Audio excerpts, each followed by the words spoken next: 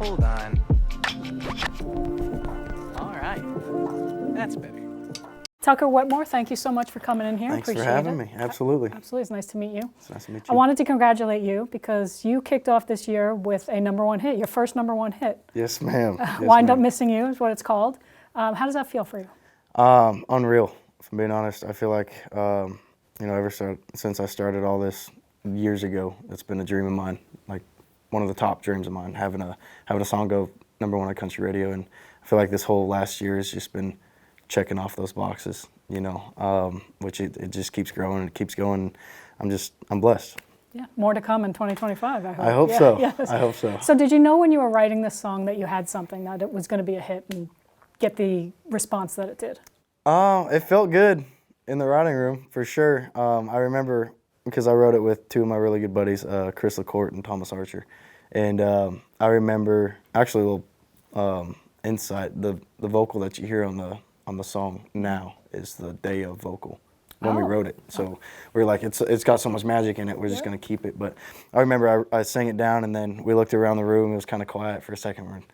We all looked at each other and were like, this feels good. This feels hitty.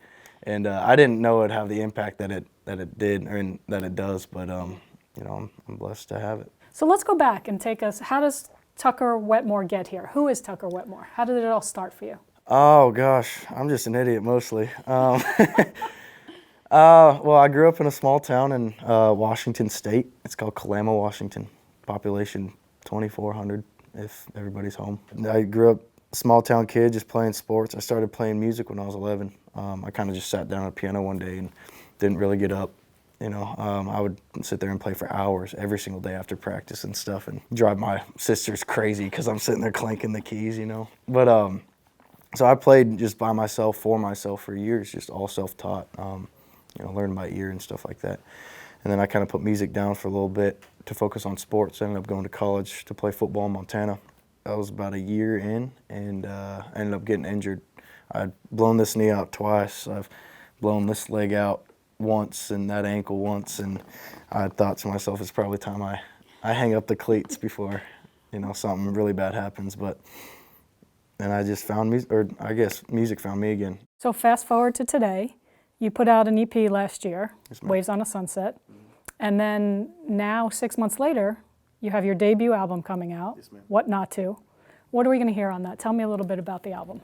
There's a lot on it. I mean, it's 19 songs, Yeah. yes. So I had a lot to say, and I said it. I'm very proud of it, if I'm being honest. It's a lot of stuff that you might have not seen from me yet, kind of like softer side of me. And I really took this chance to open up about a lot of things and kind of just like let the people in that don't really know anything about me. They just know a couple of songs that I sing, and I took the chance to just open up to the general public, and which is tough for me, and that's why I write songs, so I don't have to talk about things. And so I just threw it on this album, and it's going to be cool to see people kind of dissect the album as a whole, because everything is super purposeful from top to bottom. So anything from the track list to this song connects with that song, and that song connects with this song, and it's a puzzle that I made up, and then I scrambled together, and then I kind of threw it in a box, and Served here you it. go. Yeah. Yeah. But I'm excited about it. As I was listening to it, tell me if I'm right, but I'm going to say you're a player. Okay. It starts off that way, right? You're kind guess. of breaking hearts. And am I wrong? I don't know about that. I'm like, this but guy is going for it. I'm a right? good boy. Okay. All right. Okay, we'll take it. You're kind of breaking hearts, and then you fall in love, and maybe talk more about heartbreak yourself, and then kind of come Yeah. out of that relationship. Yeah. Is that right? No, is that the that's story? exactly right. So everything is true in the album. Okay. But It's kind of and autobiographical. It's all true stories of just what I've learned throughout living. There's a section of one girl, and then it transitions to another one, and then possibly a transition to another one, and just kind of just what I've learned through relationships, and that could be family relationships. I got some stuff about family stuff, and then a lot of stuff about girls and, you know, And whiskey. and whiskey. You gotta have whiskey. Yes. But it's all very purposeful, which is Right. cool. Yeah. Which kind of brings us to the title, What Not To. Why did you want to call it that? I was kind of on the fence about calling it that, actually. I didn't want this song to be a focus kind of feel of the album. I kind of just wanted it to be like, if you found it, you found it kind of thing. But this is who I am, and this is what I've lived through. I feel like the whole album is living and learning, but it's in a way of learning what not to do by doing the things you shouldn't, or learning what to do in life by doing the right things. And I felt like it just overall wrapped up the summary of what I was trying to say within the album. So that's pretty much why I chose What Not To. And you described the album by saying it's a red string connecting Yes, ma'am. each other, kind of like a crime scene investigation thing. Is that what you're 100%. portraying? In what way?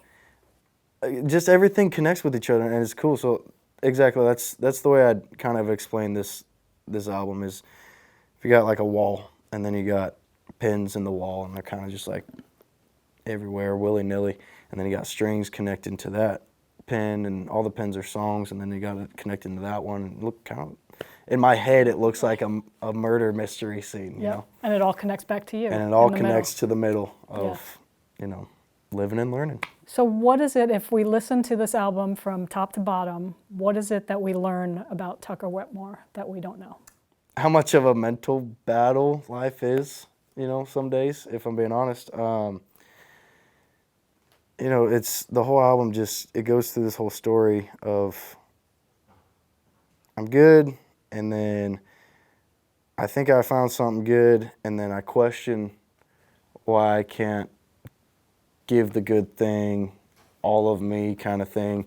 And then I question if it's the whiskey. I question if it's, you know, my past relationships with family members. I question if it's just me in general. I question if it's the girl. And then, you know, like I said earlier, it's all true stories. And that's the beauty of songwriting, is just you get to say stuff that you don't really want to talk about, you know? And I kind of feel like we all go through those kind of thoughts and moments Absolutely. that you have. And again, the song What Not To kind of leads to things that you've experienced and you've learned what not to do. So can you give us a little story behind the song there and how that all came? I know it's personal to you and it means a lot to you. So A, what does it mean to you? And can you just tell us about the song and how it came about a little bit? Yeah, absolutely. So how it came about is I rented out a lake house in Lynchburg, Tennessee, for me and my songwriting buddies, and some of my best friends in the entire world. And we were out there for 3 or 4 days, and it was probably like the third or fourth day, I'm pretty sure. It was the last day. We were all pretty beat because we were writing every single day, and you know, 5, 6 songs a day, and that gets pretty tiring after I bet. a couple days. You know, we didn't really feel like writing all that much the last day, so we just started talking about life and family, and we're all just sitting around this living room couch and just hanging out. And my buddy starts talking about his relationship with his father, and then my other buddy starts chiming in with his, and then I start chiming in with mine, and we sat there and just talked about life for like an hour and a half. And then we looked down after we got done talking. We got this piece of paper with a song on it.